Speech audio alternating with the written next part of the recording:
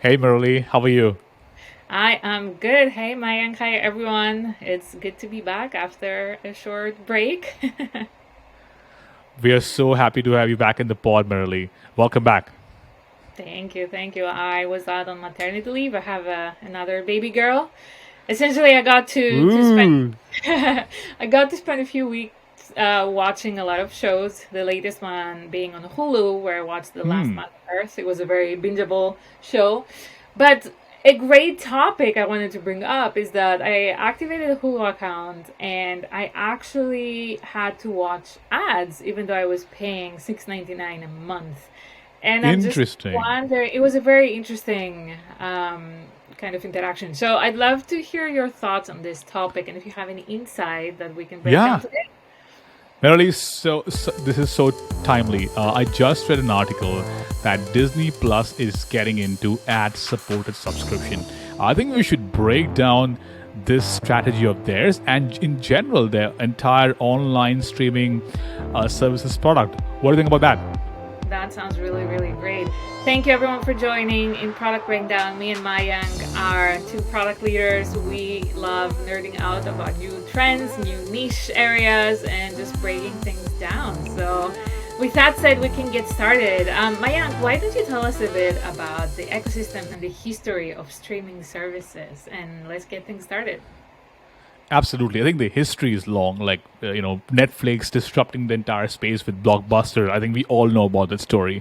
But I'll just try to shorten it down to 3 points and talk about the big threes of the online streaming industry: Netflix, Disney, and Amazon. So, and talk about their first or the foundational strategy. So if you look at Netflix, it all started with one thing, which was let's go aggregate the content and show users in an online format. Solid. So the first strategy was content strategy, but based on aggregation. Let's get more content from different publications or different media companies and show them on platform. Solid. Disney went the other way around. Disney saw a disruption happening in the industry where Netflix was driving the change. They had to catch up. They had to play the catch up game. They played to their strength. They said, you know what? We will look at the content that we already have, which means the content they own, the entire consortium of, they had Star Wars, National Geographic, Marvel Comics, and they made a whole bundle out of that of proprietary own content that Disney had, and then that became their repository. That became their offering to their users. Again, content as a strategy, but their own content, not aggregating or buying content from other publications. To start with, Amazon went in a different direction a little bit there, which was more about let's go acquire a studio, let's go aggregate, let's go build our own content, we'll create our own content. So I think in all of these three, there's one goal, which is let's get more users to our platform by showing them more content. So I think that's a high level journey of these three platforms and on how fundamentally they were different, but also similar because it was mostly content as a strategy to drive their growth. Murali, I'll pause there a little bit. I think let's go deeper into this, beyond just like the high level journey. Why don't you break this? Why don't you help us understand the strategy of these platforms? Yeah, I think that sounds good. The way I imagine this, what I think from a product perspective is that this is kind of a four-step strategy.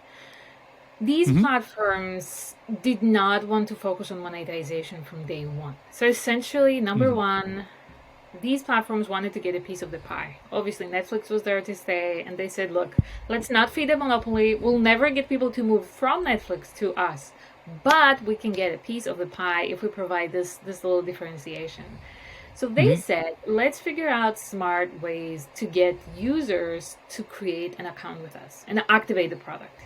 And honestly, my personal experience is that I am a subscriber of all these platforms. I don't even know how many subscriptions I have at this point, but all these strategies are working.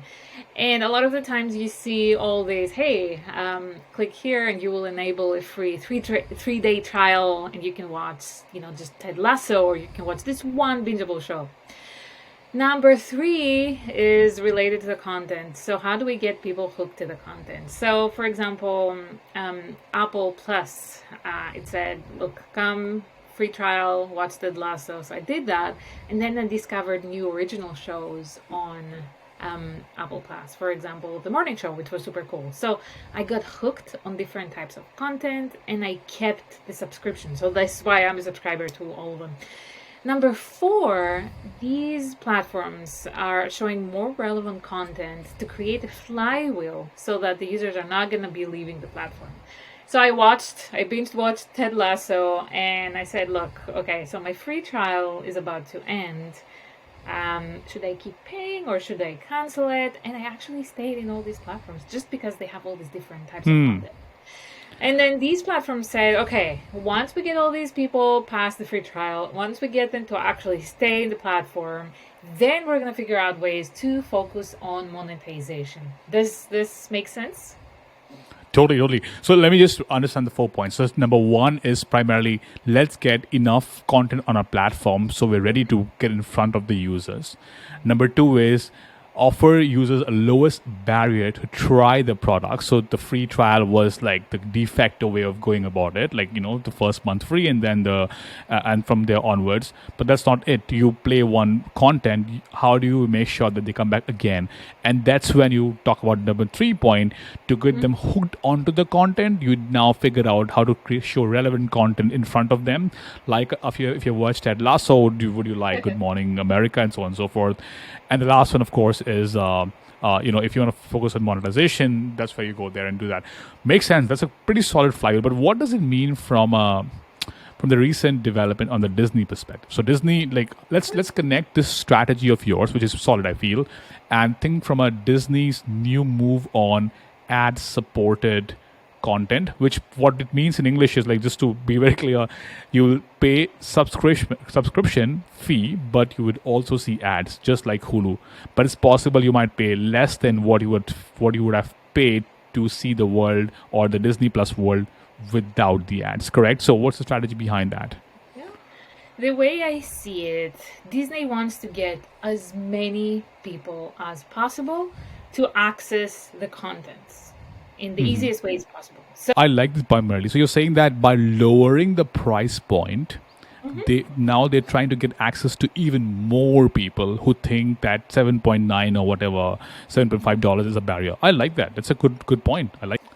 What else, Marley? number two, Disney is Disney, right? So Disney has the content. Disney is the king, if you will, of our youth. So there's this nostalgia that comes out from, I don't know, The Little Mermaid or like Lion King and so on. So they have the quality, they have the amount, they have the diverse content. And the other thing is, from a UX perspective, I don't know if you've used Disney Plus and saw how smooth it is versus Amazon Prime's video player. It's like even the user experience is much better. Content-wise, they also produce limited series, which are really, really great, and even new movies where you can just pay, I think it's like $29.99 to watch what's on cinemas right now. For example, like The Free Guy or Cruella de Vil or The Black Widow and so on.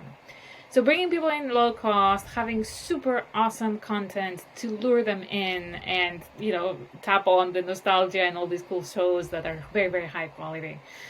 And it's interesting to also look at the numbers. With this strategy, right now there are 130 million users using Disney Plus. And from Merrily, let's pause. That's a very solid data. I really like that. 130 million Disney Plus users.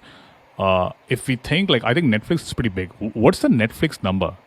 Yeah, so Netflix is at 220.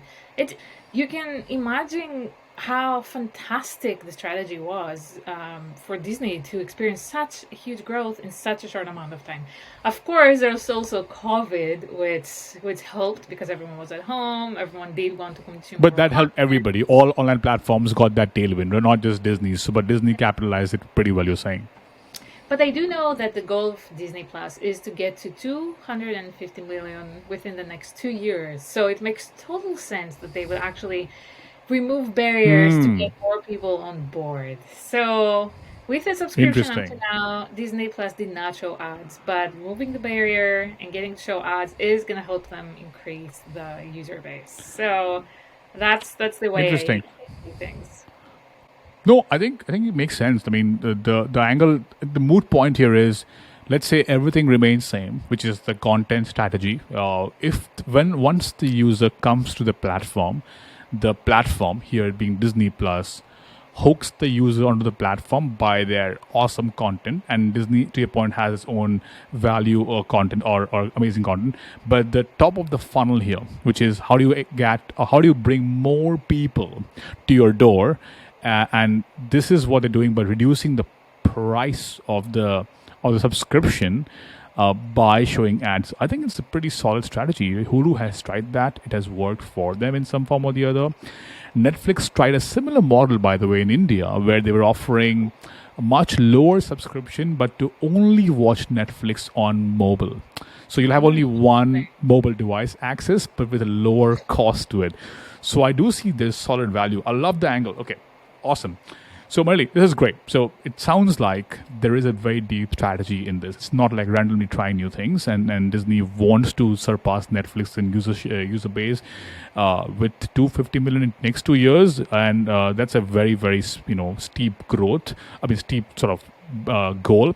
And with Netflix's growth slowing down, I think they might be close to Netflix. I'm not sure about surpassing, but we'll see how it goes.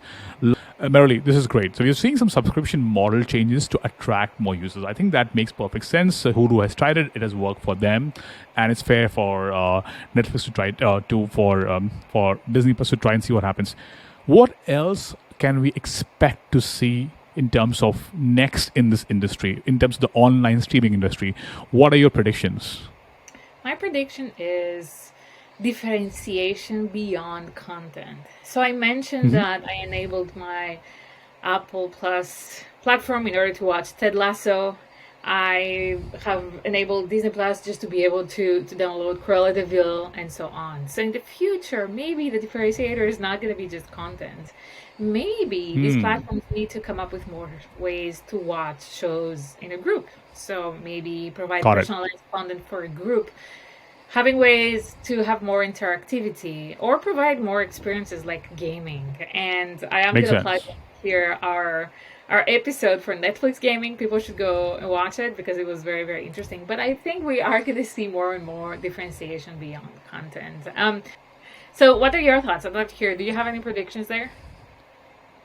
I mean, you covered a lot of it, but I'll just add two more to it. I feel uh, I learned from history a little bit again. If you go back to the a little bit early times, like the rise of TV and then the rise of regional cable networks with local news, and they're very powerful because in community the local news matters.